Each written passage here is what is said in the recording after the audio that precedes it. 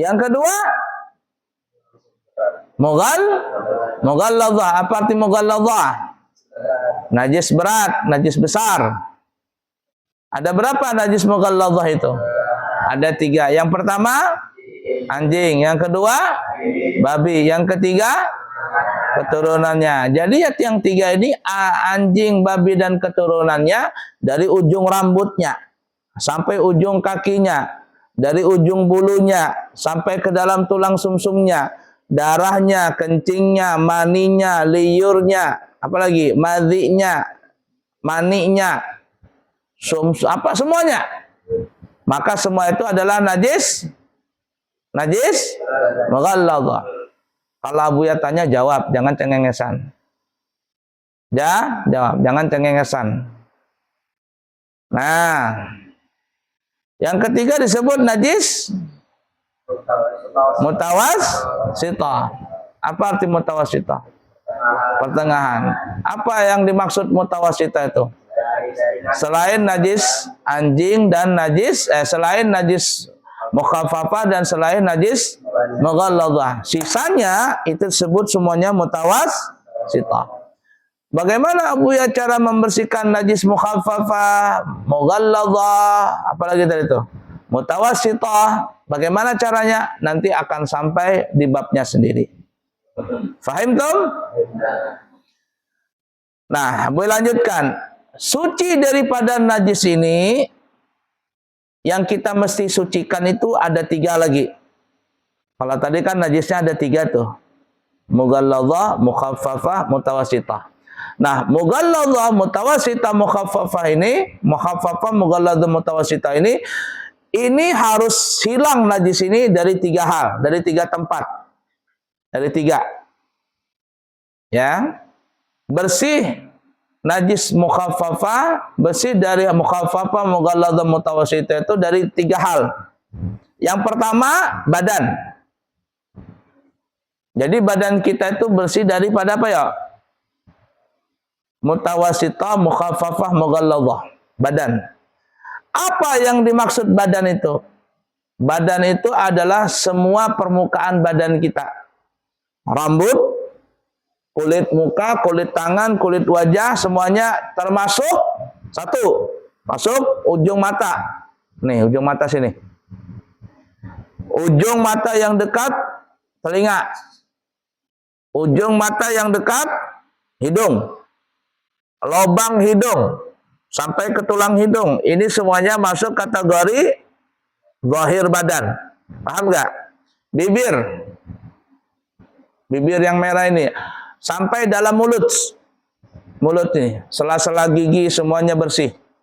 Sampai orang Banjar kebutuh hakungan. Jadi ruang rongga mulut ini bersih daripada najis mukhaffafah, mutawassithah, mughalladhah. Paham tuh? Nah, telinga. Telinga ini harus bersih kurang lebih 1 ruas kelingking nih. Nih. Nah ini. Ini yang lobang sekira-kira bisa masuk kelingking. Ini masuk kategori zahirnya badan. Jadi kalau ada orang corekan, tahu corekan? Nah, keluar coreknya sampai di sini nih. Nah, menetes di sini. Maka telinganya itu bernajis. Paham kira-kira? Apalagi pusat. Zahir pusat ini.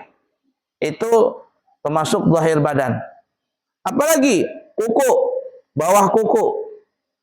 Yang di kuku panjang ini. Nah, baik kuku tangan ataupun kuku kaki. Itu termasuk zahir badan. Kemudian selanjutnya apalagi? Kuluf. Tahu kuluf? Anak laki-laki yang belum berkhitan. Kamu sudah berkhitan belum? Hah? Sudah sunat belum? Khitan. Hah? Nah, kuluf. Jadi kalau ada seseorang anak belum berkhitan, belum bersunat, maka kulufnya itu, tahu kuluf enggak? Nah, ini kuluf, kulitnya ini nah. Nah, ini kulit. Ini di bawah kulit ini najis dia. Kalau ada orang buang air kecil lalu dia beristinja tapi yang dibasuh cuman kulitnya doang. Nah, kulimbit kata orang Banjar, kulimbitnya itu diusap, disiram. Itu tidak sah secara sempurna. Kenapa?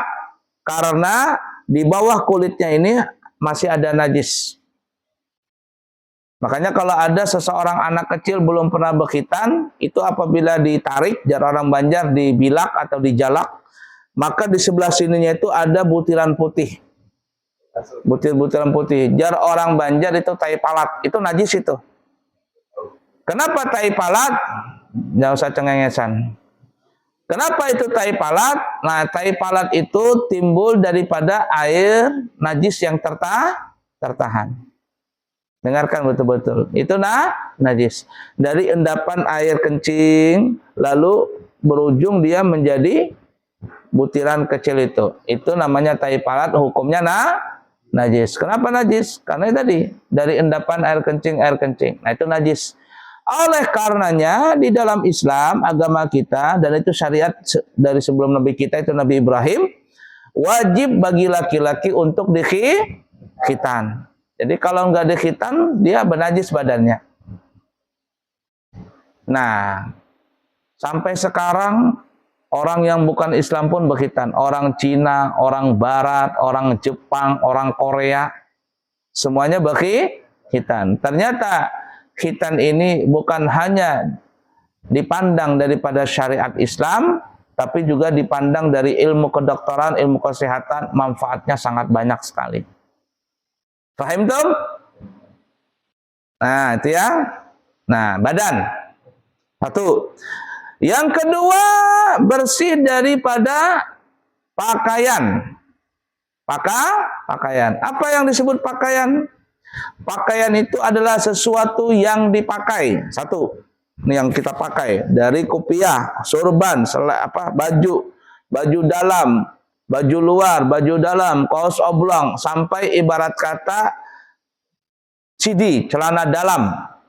Itu semuanya adalah termasuk pakaian. Satu. Kemudian yang kedua, apa yang menempel di badan atau di pakaian itu? Nih, seperti selendang, ini nempel nih. Atau mikrofon, nih. Mikrofon. Nah, ini semuanya menempel. Atau bros kan namanya? Bros, perempuan pakai bros nih. Atau apa gitu. Nah, peniti atau apa. Itu semua kategori namanya pakaian. Pakaian. Kenapa? Karena dia menempel di badan atau nyangkut dengan pakaian yang lain. Dua. Yang ketiga, apa yang dibawa? Yang dibawa di kantong, umpama siwak. Nih, mana siwak? Nih. Ini siwak juga termasuk pakaian. Apabila ditaruh di sini, jadilah dia pakaian, kategori pakaian. Apalagi? Tasbih umpama dalam kantong. Tasbih itu kalau ditaruh dalam kantong, maka dia disebut pakaian. Apalagi? Cincin. Kacamata. Apalagi? Jam tangan. Gelang. Kalung. Giwang di hidung. Giwang di telinga. Gelang tangan. Gelang kaki. Maka semua itu masuk kategori pakaian. Tiga itu. Satu yang dipakai. Dua yang menempel. Tiga yang dibawa. Tiga hal ini, yang dipakai, yang menempel, yang dibawa, mesti semuanya itu bersih daripada najis. Mukhaffafah, mutawasitah, dan mughalladhah. Paham Tom? Kemudian yang selanjutnya, yang ketiga, bersih daripada tempat. Apa yang dimaksud tempat? Tempat itu adalah sesuatu yang bersentuhan dengan badan kita. Badan kita itu kulit, kuku, rambut.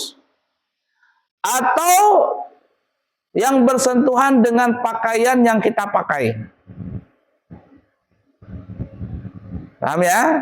Jadi yang disebut tempat itu ada dua. Satu, sesuatu yang bersentuhan dengan kulit badan kita atau yang bersentuhan dengan rambut bulu kita.